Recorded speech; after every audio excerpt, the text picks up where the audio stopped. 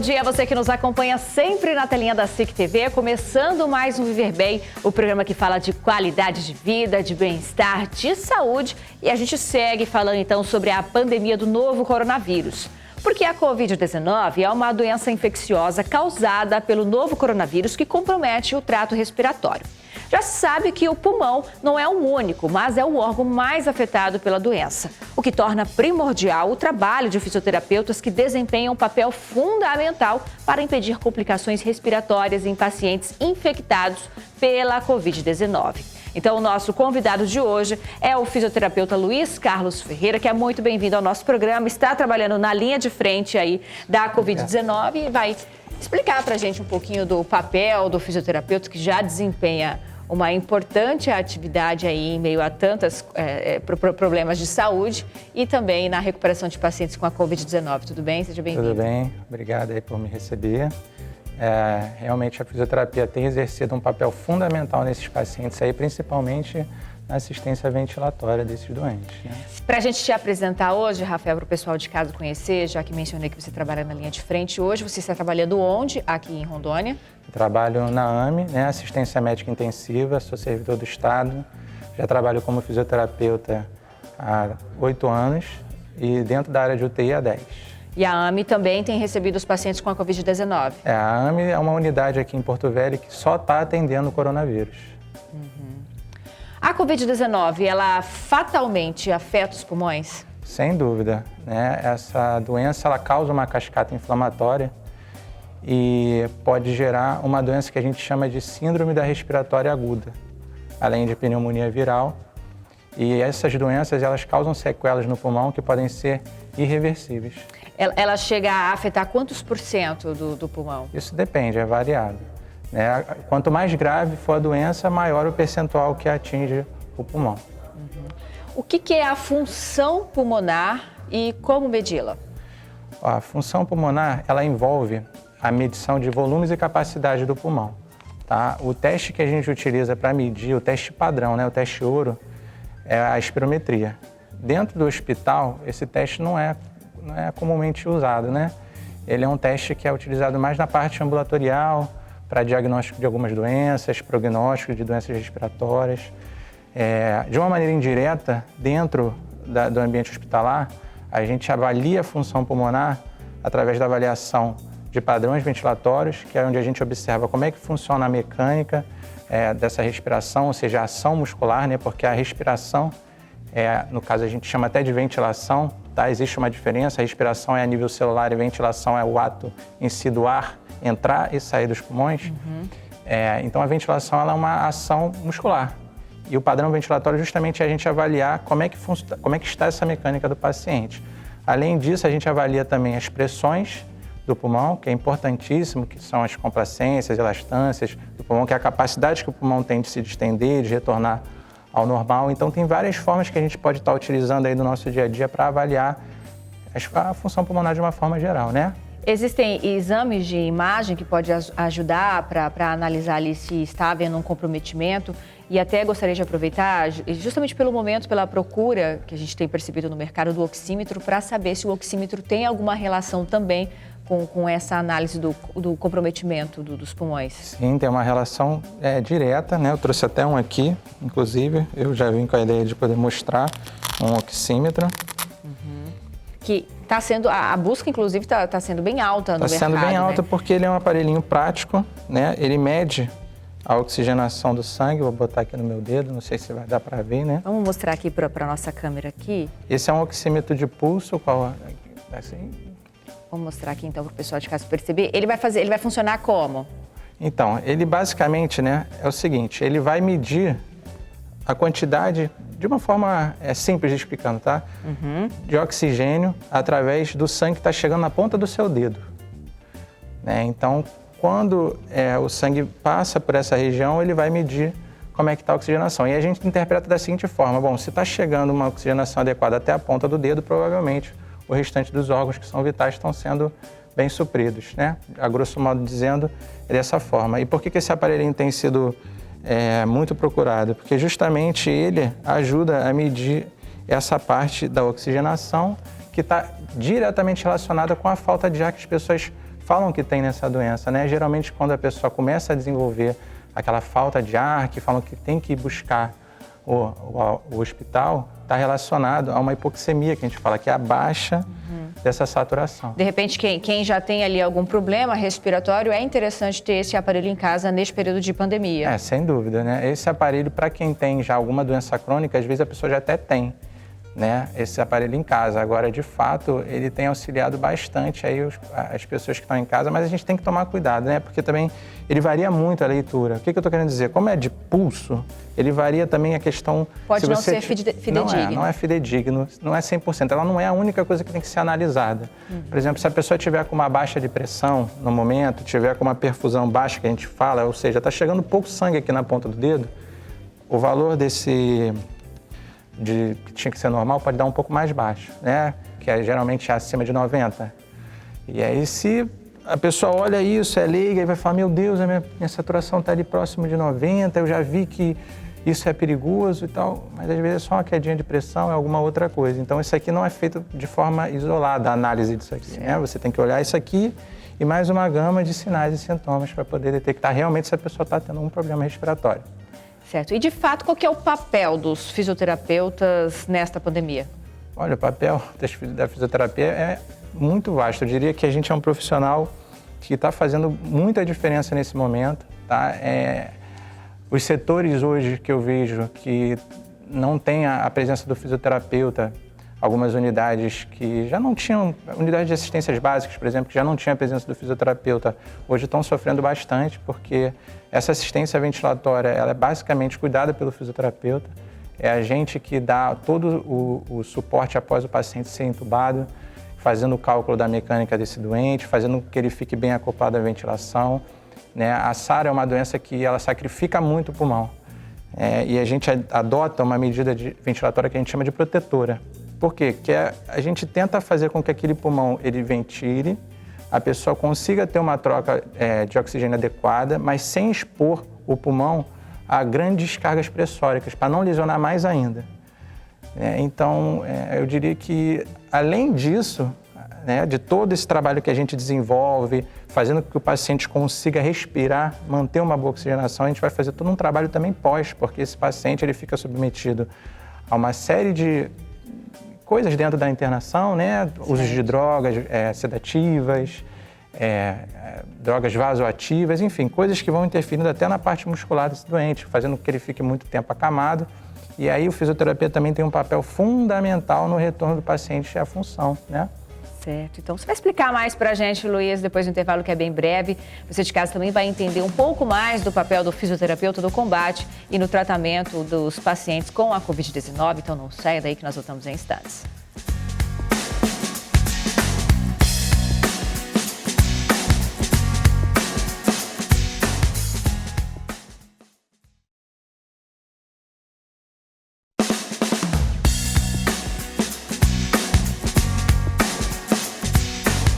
Muito bem, já estamos de volta com o nosso programa, hoje explicando o apoio dos fisioterapeutas no tratamento aos pacientes com a Covid-19. A gente recebe aqui o Luiz Carlos Ferreira, que é fisioterapeuta, servidor do Estado e está explicando para a gente um pouquinho então da atividade profissional em meio a esta pandemia. Luiz, hoje o SUS, ele está preparado para oferecer a fisioterapia para os pacientes com a Covid-19 numa análise geral de país e trazendo um pouquinho para a nossa região Rondônia? Olha, essa pergunta é interessante, fico feliz até de poder responder isso, assim, podendo passar um pouco da minha visão a respeito dessa pandemia também, né? Primeiro, eu acho que eu introduziria esse assunto falando que o mundo não estava preparado para isso, né? Então, acho que aqui no Brasil não é diferente. Estão sendo ainda também muitas pessoas doentes, né? O SUS é um sistema que a gente sabe que sempre trabalha ali ou no seu limite, digo de profissional, de material, ou até um pouco abaixo disso. Isso com certeza hoje, né, a gente consegue ver os reflexos. Então, a gente sempre teve, por exemplo, lá na AME, eu conversando com o pessoal, a gente sempre teve uma unidade que trabalhou dentro da sua capacidade máxima, né? Os leitos sempre foram cheios, as pessoas precisando da terapia intensiva, e hoje em dia não é muito diferente. Eu acho que a gente está aprendendo bastante com essa doença, de uma forma geral. Acho que isso serve como um aprendizado até para a gente entender que a saúde, né, não pode ser trabalhada sempre no seu limite, com uma quantidade só ali no suficiente de profissional, sem ter um pouco de, digamos assim, de gordura para queimar, né? Aquela coisa assim, a gente precisa ter mais material, a gente precisa ter mais profissional, isso de uma forma geral. Então, com certeza, nesse sentido, eu concordo em dizer que o SUS ele está fazendo de tudo para que a gente consiga dar esse apoio, tá? Mas de fato ainda falta bastante coisa, né? Aproveitando que você tocou na parte dos equipamentos, todas as unidades, todas as equipes de saúde dos hospitais públicos, elas estão trabalhando com o devido EPI, com toda a proteção necessária para lidar diretamente com essa doença? Eu vou falar sempre citando no hospital que eu trabalho, tá? Porque eu não conheço, não estou sabendo como é que está em todos os hospitais aqui da região. Tá bom? Lá na AME a gente está recebendo os EPIs, né? Obviamente, como eu disse, esses materiais eles ficam sujeitos a acabar com uma certa velocidade, mas até então a gente tem recebido sim os EPIs, as máscaras N95, temos lá o Face Shield. Por um período a gente passou sem aquele capote impermeável, mas já foram repostos os capotes. Então eu acho que dentro da situação, né, que falta também material em vários lugares do mundo, a compra está sendo muito grande, muitos países comprando, a demanda está alta, enfim, acaba que isso influencia também a chegada dos EPIs aqui, nessa região, né? Mas acho que dentro do possível a gente está conseguindo trabalhar com uma quantidade boa lá. Eu vou dizer que estamos conseguindo sim trabalhar com os EPIs, não tem faltado até então, mas vamos ver, né? Você que tem um contato mais direto com a doença, aqui em Rondônia, qual tem sido a proporção aí de pacientes internados que precisam de terapia intensiva? Olha, eu posso dizer que a maioria absoluta, ela não vai precisar da unidade de terapia intensiva, né? O que a gente observa hoje em termos de números, eu não vou saber o número exato, mas é que a grande maioria acaba ficando nas enfermarias ou até mesmo fazendo a quarentena nas suas casas. E a busca pela UTI acaba acontecendo quando o paciente realmente está desenvolvendo alguma complicação pulmonar mais complexa, né? Que aí é aquilo que a gente comentou, entrando numa insuficiência respiratória, necessitando de cuidados intensivos de fato, vigilância 24 horas. Então, assim, eu acredito que o número aqui da região de pessoas que vão precisar de UTI pode chegar um momento que falte, né? Porque, como eu falei, isso tem acontecido no mundo inteiro. Mas, na grande maioria absoluta, ela não vai precisar da terapia intensiva. Eu acho que o grande temor de toda a população é até mesmo a intubação, que para nós que somos leigos é algo que choca, é algo mais forte. Mas todo paciente que precisa de terapia intensiva, ele vai precisar ser intubado? Não necessariamente, né? A terapia intensiva é aquela unidade que o paciente precisa de vigilância 24 horas, né? É óbvio que quando ele chega num determinado ponto, que ele está muito hipoxêmico, a gente fala, ou seja, tem pouquíssimo oxigênio no organismo dele, ele está com aquela insuficiência respiratória, ele vai precisar evoluir para a intubação. Existem hoje outros meios dentro da fisioterapia para evitar que o paciente chegue ao tubo, que é a ventilação não invasiva, né? A ventilação mecânica a gente considera como uma ventilação invasiva, porque justamente tem a introdução do tubo e tudo mais. A ventilação não invasiva a gente usa algumas interfaces, são variadas, tem nasal, facial, a full face, que a gente coloca no rosto do paciente e ele vai ajudar o paciente a respirar. O problema é que nessa doença, devido a grande contaminação, né? Quando a gente faz a VNI, a gente pode ter muita dispersão de aerosol, né? Ou seja, a gente pode acabar fazendo com que os profissionais que estão em volta sejam contaminados e até houve várias discussões, como eu disse, a gente está aprendendo muito com essa doença, de como a gente poderia fazer com que o paciente não evolua para tubo, mas também sem expor a equipe, né? Como é que a gente vai fazer a ventilação? Porque sem a equipe, como vai conseguir atender os demais e até o próprio paciente que está ali passando por aquele momento? Então a gente acaba tentando bolar algumas estratégias para que isso não aconteça. E o que a gente observa hoje é que o uso da ventilação não invasiva, apesar de ser primordial, fundamental, fica um pouco dificultado e acaba fazendo com que esse paciente evolua para o tubo. Mas o tubo, eu costumo dizer que não é o fim do mundo. Na verdade, ele vai para o tubo para que ele não se prejudique mais ainda, né? É uma medida que eu diria que é até protetora, para que assegure que esse paciente continue respirando e não morra. Durante uma internação, se o paciente ele recebeu o atendimento adequado, o acompanhamento adequado do fisioterapeuta, as chances de recuperação desse paciente, elas sobem? Sobem, certeza, né? Eu acho que todo o trabalho, quando ele é feito de forma eficiente, sem dúvida, a chance de melhora do paciente é maior. Agora, isso não é determinante, né? Como a gente disse, é uma doença complexa, é uma doença que ela pode trazer uma série de sequelas que foge do controle do fisioterapeuta, do médico, enfim, de quem está ali cuidando do doente. Então, existem determinadas situações em que o dano pulmonar, por exemplo, como eu já mencionei, ele vai ser irreversível. Então, o papel da fisioterapia nem sempre é reabilitar a pessoa e fazer com que ela torne a desenvolver sua função normal do jeito que ela era antes da doença. Mas, às vezes, a gente bola estratégias para gerar adaptações na vida dessa pessoa, ou seja, ela pode ter uma sequela, pode vir a ter uma sequela irreversível, mas a gente trabalha junto, bolando estratégias para que essa sequela não torne essa pessoa infuncional, para que ela consiga ter um grau de funcionalidade e ela consiga ter o mínimo ali para conseguir viver a vida dela com qualidade. Muito bem, a gente vai para mais um intervalo, que é bem breve. Você de casa não saia daí, nós voltamos em instantes.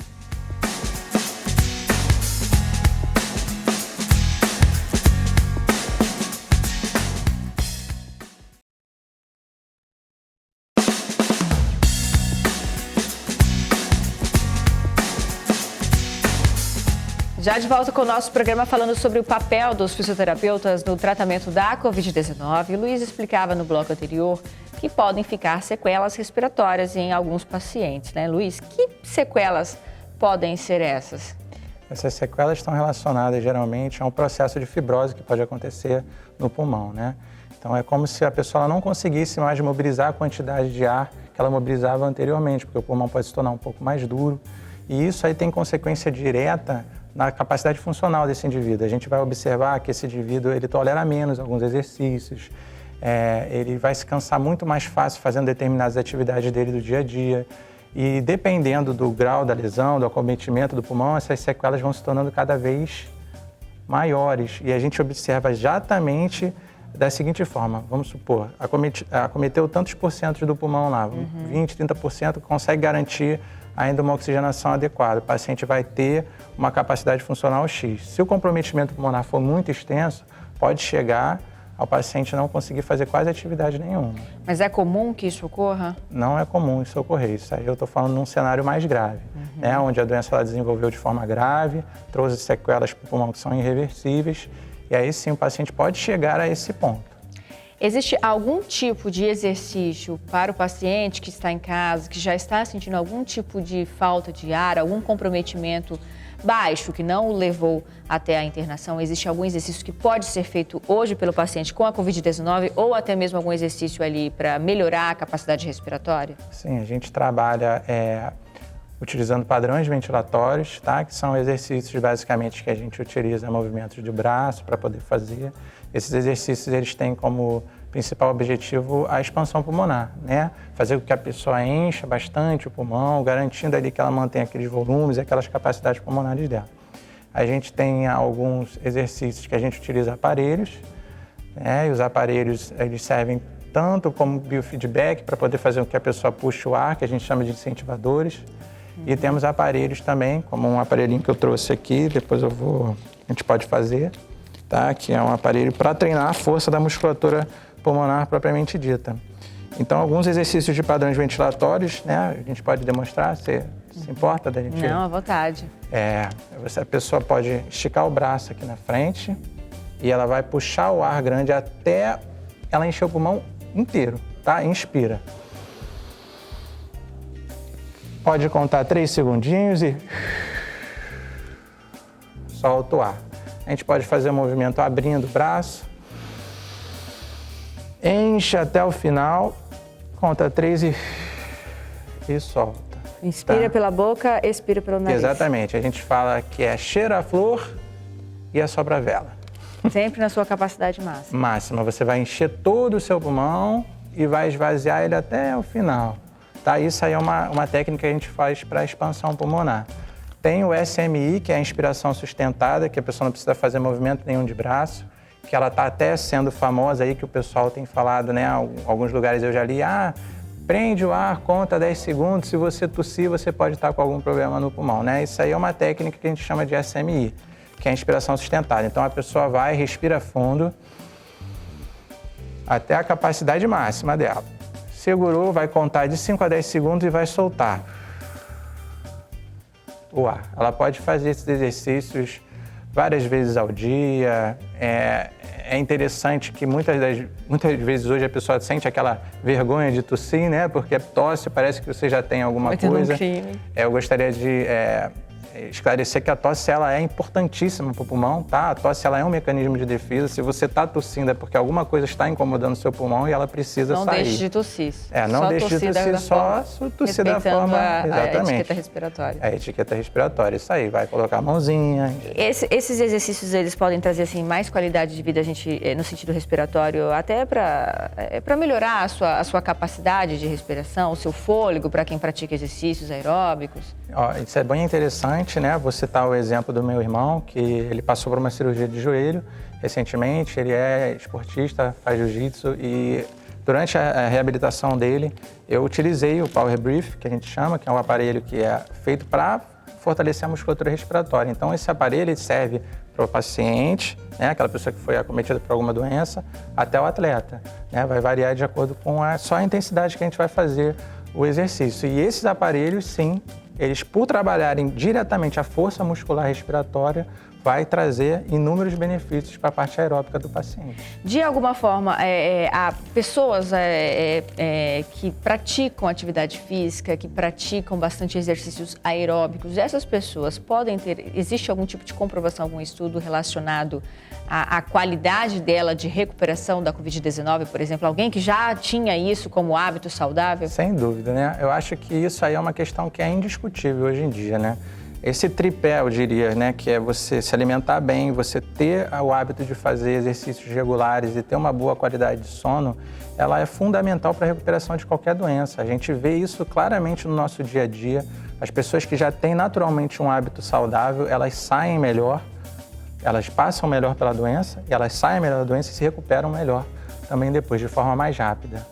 Né? Então, acho que, acho não, né? Eu tenho certeza que, apesar de não ser uma atuação direta, né, ela envolve toda uma melhora do sistema imunológico, enfim, é fundamental você estar fazendo exercício, sim, para melhorar isso aí. Muito bem, nosso tempo infelizmente é curto, Luiz, eu agradeço muito a sua participação, a gente deseja aí muita saúde para vocês. Obrigado. Também força, né, neste momento, a todos os profissionais que estão envolvidos nesta pandemia. A gente agradece a sua participação aqui conosco, viu? Eu que agradeço, muito obrigado. E mais uma vez a gente quer agradecer também às nossas intérpretes e às Celibras por contribuir aí com a SIC TV para a gente levar a informação de forma clara, objetiva a todos os públicos e praticando também a inclusão, principalmente no momento tão importante como esse, que é a pandemia do novo coronavírus. Então tem aí um curso de Libras básico para você que tiver interesse, está aí na sua tela para você se informar mais. Obrigada, então, às nossas intérpretes e obrigada a você de casa que nos acompanha sempre aqui, todos os sábados, viu? Lembrando que os programas ficam disponíveis depois no nosso canal no YouTube, o canal SIC TV. A você, um ótimo dia, um ótimo final de semana. Cuide-se. Esse momento, 1 hora vai passar, gente. Vamos torcer para que aconteça o mais breve possível, né? Ótimo final de semana e até mais.